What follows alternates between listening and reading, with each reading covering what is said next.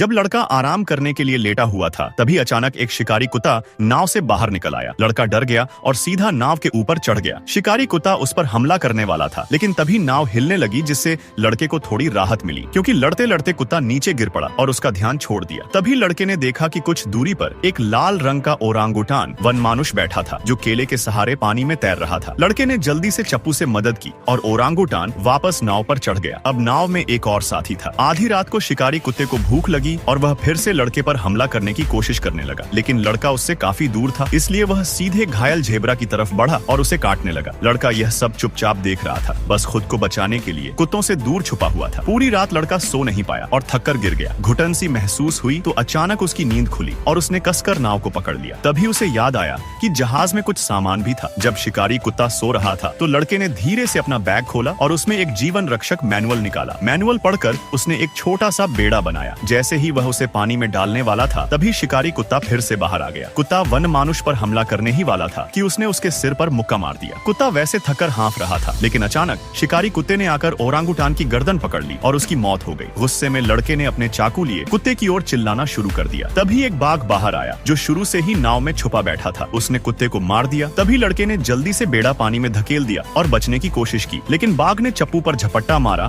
और उसे गिरा दिया। लड़का डर के मारे लेट गया और बस चुपचाप पड़ा रहा, फिर बेड़े पर कूद गया। किस्मत से कुछ समय बाद बाघ को समुद्री बीमारी हो गई और वह शांत हो गया। लड़के ने इस मौके का फायदा उठाया और चुपचाप वापस नाव पर चढ़ गया। वहाँ उसे बैग में बहुत सारा डिब्बा बंद खाना मिला। उसने तुरंत कुछ खाने का सामान निकाल कर खाना शुरू कर दिया। फिर उसने कुछ और बोतलें ली और उन्हें बेड़े पर फेंक दिया। खाने के बीच उसे एक चूहा भी दिखा जो बैग में छिपा था। अचानक भूखा बाघ ने चूहे पर झपट्टा मारा। लड़का डर के मारे चुप रहा। बाघ ज्यादा हिल नहीं पा रहा था। तभी चूहा दौड़कर लड़के के सिर के पास आ गया तो लड़के ने उसे पकड़कर सीधे बाघ के सामने फेंक दिया और बाघ ने उसे खा लिया। इसके बाद लड़का फिर से बेड़े पर चढ़ गया। रात में भूखा बाघ उठ गया और ज़ेबरा को मार दिया। लड़का चुपचाप बैठा रहा, बस आंसू बह रहे थे। उसे समझ नहीं आ रहा था कि ये सब कब खत्म होगा। और फिर वीडियो लाइक करने पर पार्ट 2 मिल जाएगा।